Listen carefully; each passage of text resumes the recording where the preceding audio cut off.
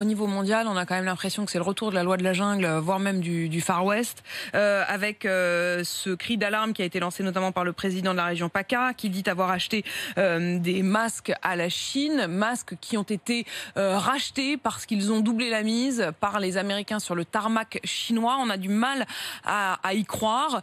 Est-ce que vous êtes également confronté à cela? Vous avez passé pour la région Grand Est commande de 2 millions de masques qui sont arrivés pour l'instant.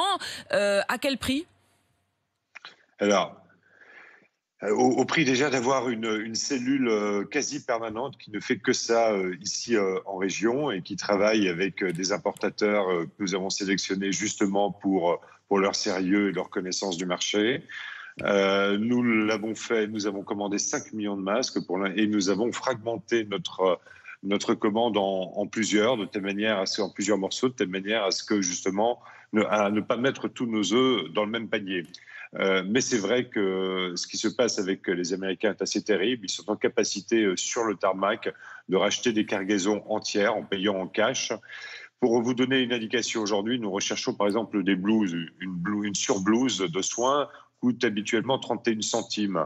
On la voit sur le marché mondial et sur le marché chinois tout particulièrement, aussi aujourd'hui entre 3 et 6 dollars. Ça montre là aussi finalement toute cette surcote qui est en train de se passer avec l'arrivée des Américains sur le marché, ce qui est arrivé à Renault, ce qui est arrivé à d'autres, effectivement, dans leurs commandes régionales, montre qu'il faut être extrêmement vigilant. Mais les Américains, oui, c'est leur pratique, c'est on rachète la cargaison des autres sur le tarmac, clairement. Comment on fait pour répondre à ce retour de la loi du plus fort?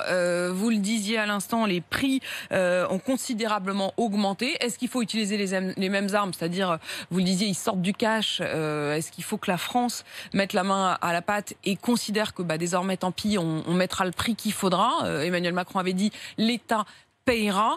Est-ce qu'il faut aussi faire jouer la diplomatie? Est-ce que vous aimeriez que Emmanuel Macron appelle directement Donald Trump et tape du poing sur la table? Je crois que la diplomatie, elle joue d'ores et déjà. Nous avons, solidifié nos commandes. C'est vrai que les commandes qui sont arrivées plus tardivement bien, subissent cette loi du marché.